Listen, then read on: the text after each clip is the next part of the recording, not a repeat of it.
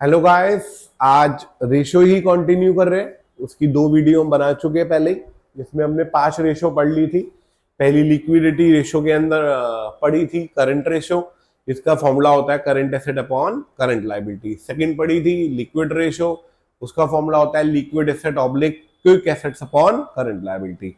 फिर सॉल्वेंसी में हमने डेब्ट इक्विटी रेशो पढ़ी थी। डेट क्या होता है? नॉन करंट लायबिलिटी जो आप लॉन्ग टर्म पर्पस के लिए बाहर से बोरो करते हो, जैसे डिबेंचर, बॉन्ड्स, पब्लिक डिपॉजिट, ये सब। इक्विटी क्या होता है? इक्विटी को हम बोलते हैं इक्विटी शेयर के अंदर क्या क्या आता है? Equity share capital, preference share capital, reserve and surplus, सब कुछ आपको वीडियो में मिल जाएगा। फोर्थ रेशो पड़ी थी total asset to debt ratio, right, और total asset upon debt formula था उसका।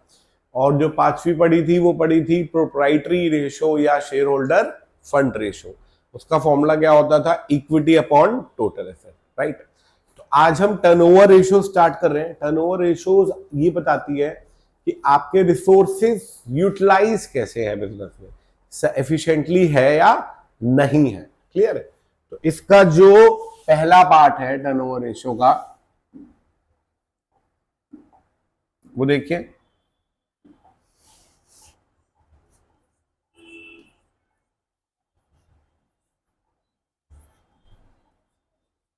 इसके अंदर जो पहली रेशो है, एक बात का और ध्यान रखना, ये रेशो टाइम्स में लिखी जाती है। जैसे पहली वाली थी 2:1, 3:1, इसे 2:1 नहीं लिखना, 2 टाइम्स लिखना। क्लियर है? इसकी जो पहली रेशो है वो है इन्वेंट्री टर्नओवर रेशो।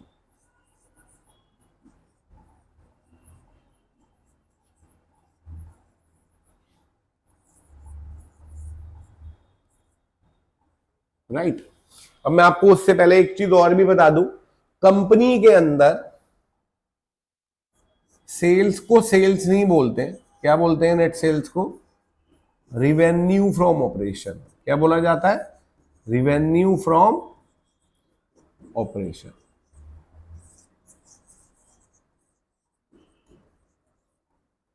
क्लियर है? अब इन्वेंट्री टर्नओवर रेशियो का फॉर्मूला होता है cost of revenue from operation, cost of revenue from operation divided by average inventory.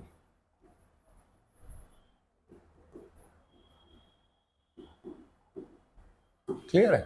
अब ये एवरेज इन्वेंट्री तो बहुत आसान है, कैसे निकाली जाएगी? Opening inventory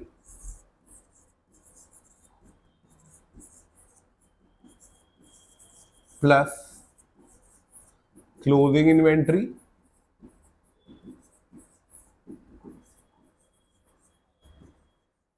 divided by 2। Clear है? अब ये जो cost of revenue from operation होता है, ये बेसिकली 11th का कॉस्ट ऑफ गुड्स सोल्ड ही होता है जो हमने पढ़ा था, लेकिन यहां पे आप cost of goods sold word use नहीं कर सकते। राइट? तो इसके क्या फॉर्मूले होते हैं? इसे आप कॉस्ट भी बोल सकते हो, कॉस्ट ऑफ गुड्स सोल्ड भी बोल सकते हो, लेकिन लिखना आपको cost of revenue from operation ही है। क्लियर है? तो इसका फॉर्मूला जो पहला होता है,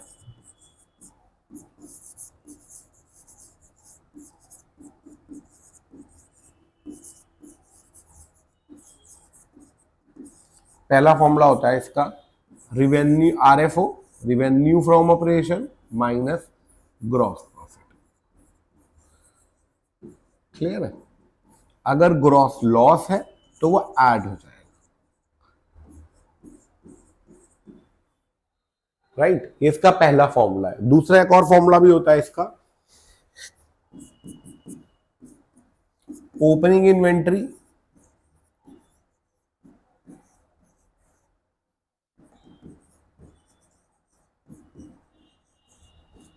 plus net purchases plus direct expenses minus closing inventory.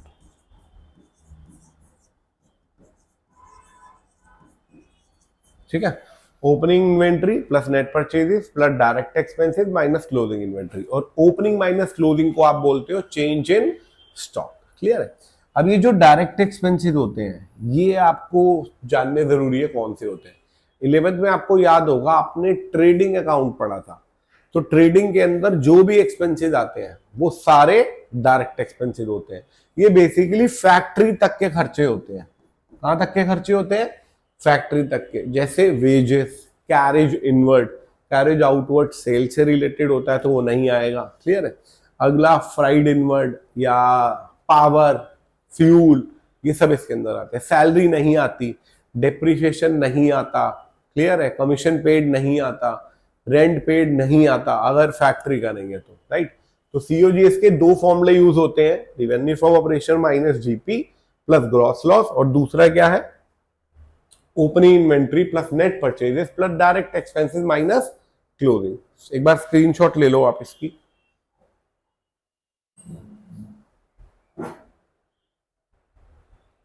Right. अब मैं इसका एक आपको एग्जांपल करके दिखा रहा हूं कि ये कैसा आता है पेपर के अंदर। क्लियर है? देखिए पहला क्वेश्चन इसका, आपको ओपनिंग इन्वेंट्री दे रखी है,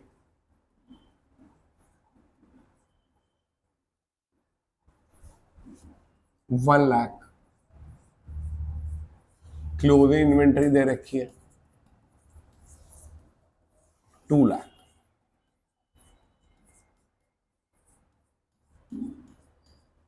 आपको आरएफओ दे रखा है, रिवेन्यू फ्रॉम ऑपरेशन 12 लाख,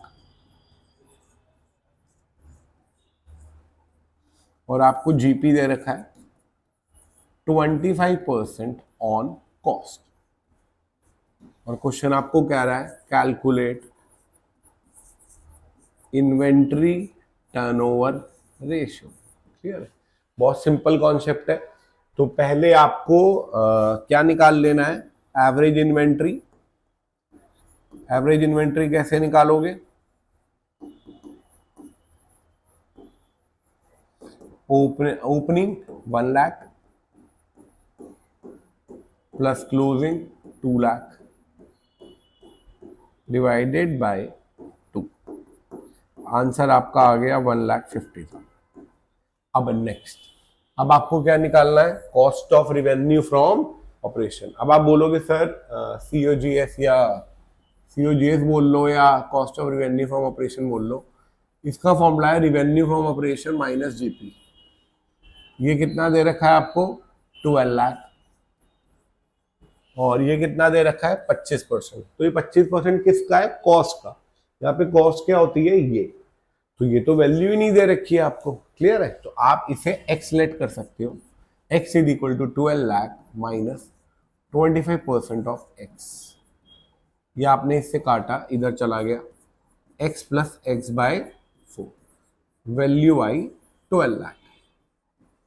फिर आपने इसे सॉल्व करा तो 12 लाख इंटू 4 डिवाइडेड बाय 5, ये 240, और वैल्यू आ गई 960। तो आपकी cost of revenue from operation की वैल्यू कितनी आ गई? 9,60,000। अब आपको आईटीआर निकालना है।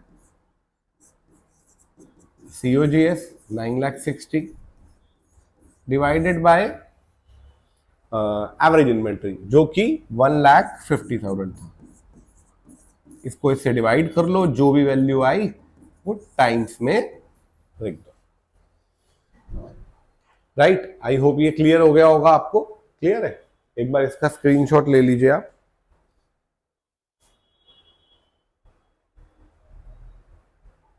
चलिए नेक्स्ट, इसका एक और क्वेश्चन भी आता है कभी कभार, वो देखिए। आपको रिवेन्यू फ्रॉम ऑपरेशन दे दिया 10 लाख और जीपी दे दिया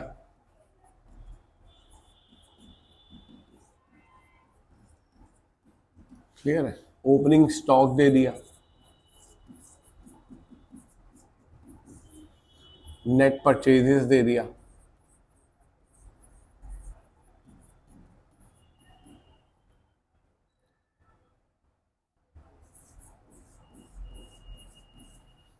और वेजेस दे दिया।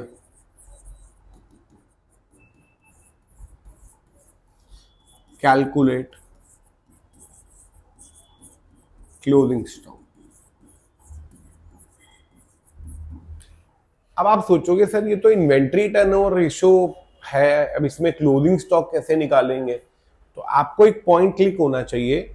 सीओजीएस के दो फॉर्मूले होते हैं, एक revenue from operation minus GP, वहां से भी निकल सकता है। दूसरा फॉर्मूला होता है opening stock plus net purchases plus direct expenses minus closing, उससे भी निकल सकता है। तो अगर पहले वाले फॉर्मूले से सीओजीएस निकाल के उसे दूसरे में पुट कर दे तो वैल्यू तो आ सकती है ना। क्लियर है? तो आपको वही करना पड़ेगा इसके अंदर। अब मैं यहाँ पे सीओजीएस वर्ड यूज कर रहा हूं आपको, लेकिन पेपर में सीओजीएस वर्ड यूज नहीं करना, cost of revenue from operation करना। क्लियर है? तो इसका फॉर्मूला क्या बना? Revenue from operation minus GP. Revenue from operation कितना है आपका? 10 लाख। इसे एक्स ले लो और ये 25% कॉस्ट का है, तो कॉस्ट ये एक्स ही हो गया। क्लियर है? तो ये इधर जाके प्लस हो गया और 5x/4 10 लाख। वैल्यू कितनी आ गई? 10 lakh multiplied by 4 divided by 5। Clear है? और 8 lakh.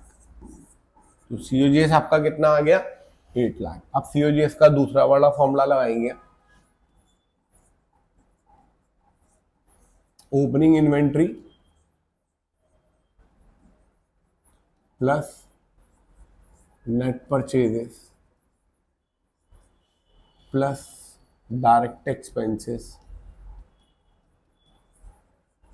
Minus closing inventory. Right? तो ओपनिंग इन्वेंट्री आपको दे रखा है। अच्छा, सीओजीएस आपने निकाल लिया 8 lakh, opening inventory 1 lakh, purchases 9 lakh. Right? और डायरेक्ट एक्सपेंसेस भी आपको 10,000 और आपको क्लोजिंग इन्वेंट्री निकालना है। अब आप इसे इधर ले जाइए, एक्स ले लीजिए, ये टोटल आया 10,10,000 और ये 8 लाख इधर चला गया आपका, तो आपकी वैल्यू कितनी आई? 2,10,000 और ये आपका क्लोजिंग इन्वेंट्री आ गया। राइट? इसका स्क्रीनशॉट ले लीजिए एक बार आप।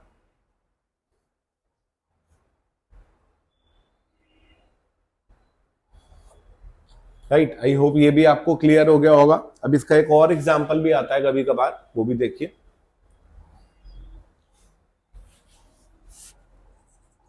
एक बात का और ध्यान रखना, रिवेन्यू फ्रॉम ऑपरेशन के दो पार्ट भी हो सकते हैं। कैश, क्योंकि सेल दो तरीके की होती है, कैश पे और क्रेडिट पे। तो कैश रिवेन्यू फ्रॉम ऑपरेशन भी हो सकता है और क्रेडिट रिवेन्यू फ्रॉम ऑपरेशन भी हो सकता है। राइट? तो इसका एक और एग्जांपल भी आता है, वो देखिए। आपको सीओजीएस दे दिया 10 लाख, एवरेज इन्वेंट्री भी दे दी या आपने निकाल ली, ये आ गई 1 lakh. Closing inventory is 2 times, नहीं, क्लोजिंग इन्वेंट्री नहीं दे दी, आईटीआर दे दिया आपको। ये तो निकालना ही है हमें। आईटीआर दे दिया 10 लाख और 2 टाइम्स ऑफ ओपनिंग इन्वेंट्री।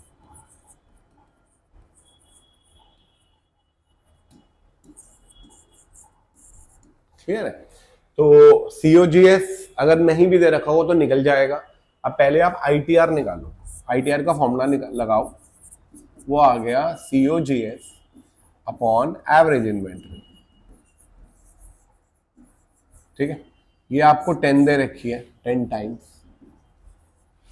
ये आपको 10 लाख दे रखा है और एवरेज इन्वेंट्री आपकी आ गई 1 लाख।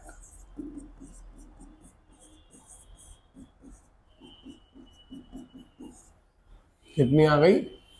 1 लाख। क्लियर है? अब आगे देखिए, एवरेज इन्वेंट्री का फॉर्मूला क्या होता है? Opening inventory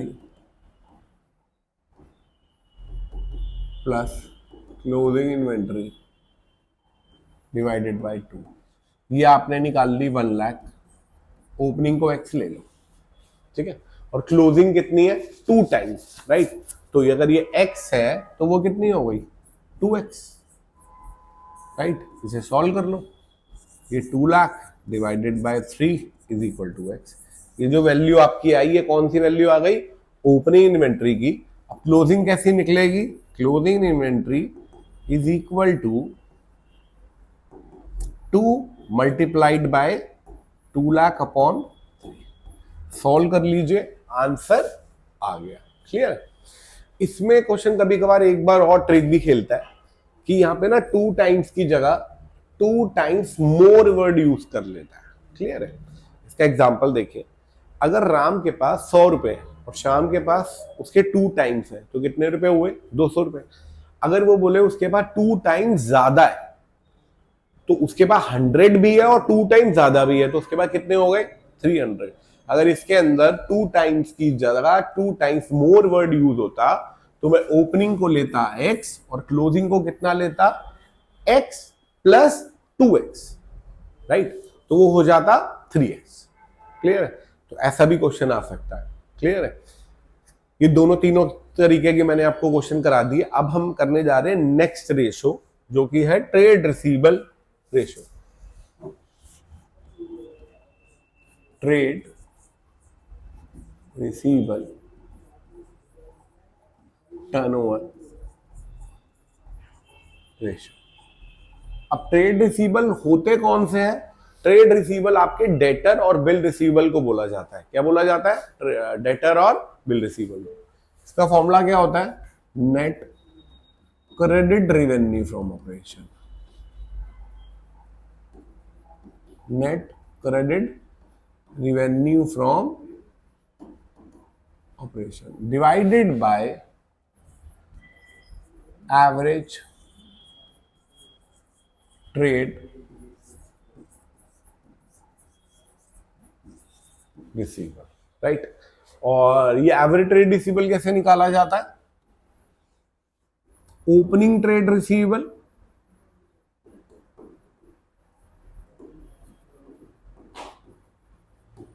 plus closing trade receivable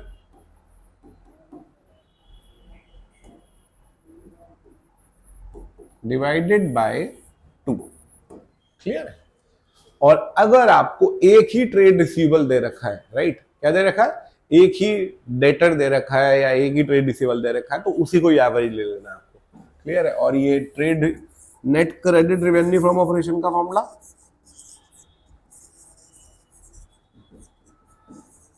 ये बेसिकली क्रेडिट सेल ही है।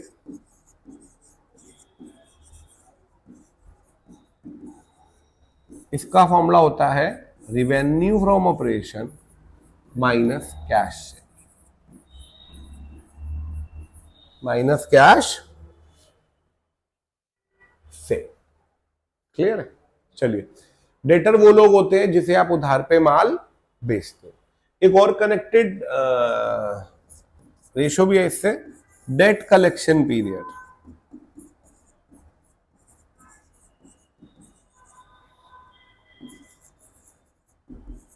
देखिए, डेट कलेक्शन पीरियड बेसिकली ये बताता है हर कोई बिजनेस में उधार पे माल बेचता है तो ये डेट कलेक्शन पीरियड ये बताता है कि एक बिजनेस कितने टाइम के लिए उधार पे माल बेचता है। 30 डेज है तो इसका मतलब उसका क्रेडिट पीरियड 30 है तो 30 डेज का उधार देता है। किसी का 45 है तो 45 का देता है। ये वीकली भी हो सकता है, डेज वाइज भी हो सकता है और मंथ वाइज भी हो सकता है। ये जितना कम होता है उतना ही बेटर होता है। क्लियर है। तो इसका फॉर्मूला जो होता है वो होता है 12 months 52 weeks and 365 days divided by trade receivable turnover ratio.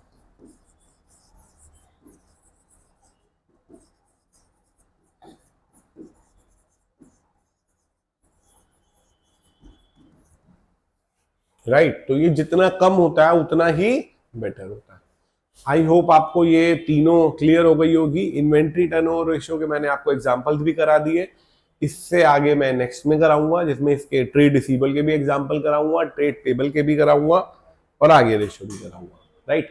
तो आप पुरानी रिवाइज करो, ये वाली लिखो और इसके क्वेश्चन करो। आई होप ये क्लियर हो गया होगा। That's all.